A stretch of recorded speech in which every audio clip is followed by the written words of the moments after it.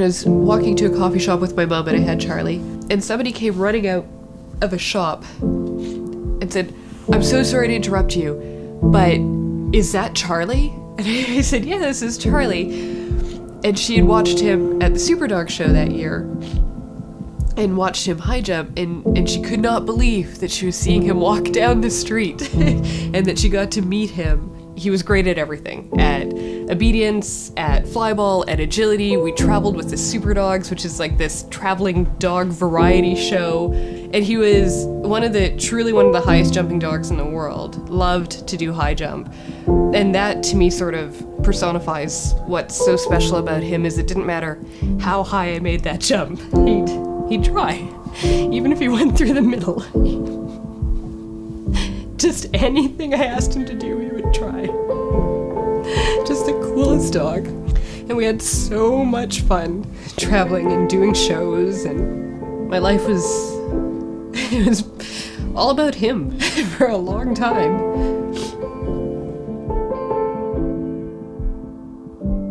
My dad was a very special person. He was very, very kind and had a real way with animals, just a really natural way of working with animals, and really valued them in a way that I think maybe not a lot of people of his generation did. You know, when you've had a dog this long, or anybody in your life this long, there's so many milestones. Like, this is the last dog that my dad met before he died. This is I had him when I still lived in Saskatchewan. We moved here together. We started new life together. He was the first dog that I did sports with, and that became such a huge part of my life. And I have always said to people that I feel sorry for everybody who didn't get to own Charlie. You know, very selfishly, I guess I sort of hope that one day I'll get up in the morning and he will have just peacefully slipped away, because then I don't have to decide. But as my vet says, he's not going to be that dog. He's going to be the dog that hangs on, that he doesn't want to leave. So I'm probably going to have to decide that. And I fear that we're very close to that. And it's going to be absolutely the hardest decision. And I'm going to miss him so much. And as much as I have a wonderful veterinary team who will help me in any way they can help me, I will always feel very badly about making that decision. But the last thing I want is for him to suffer. And Charlie was always just crazy about food. I always thought that his goal in life was to swim through a vat of kibble and just eat as much as he could.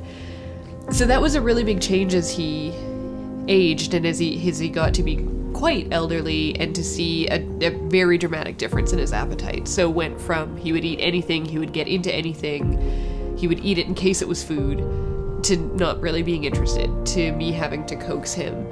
I've tried cooking for him. I've tried everything I can think of. At one point, our kitchen looked like a pet store, because there's just every bag or can or type of food, and dry food and wet, and every variation in between. At 11, or about 11 and a half, I got him back. I thought that we were close to the end, and I changed his diet then to something that was a lot more generous in protein. And the difference in him was unbelievable.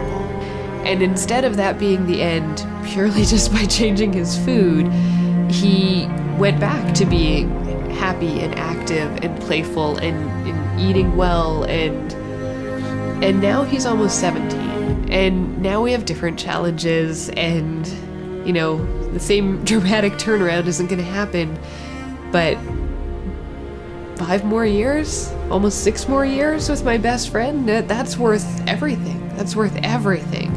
It's food and exercise and veterinary care. Those are the things we can control, and those are the things that have a huge impact on their health.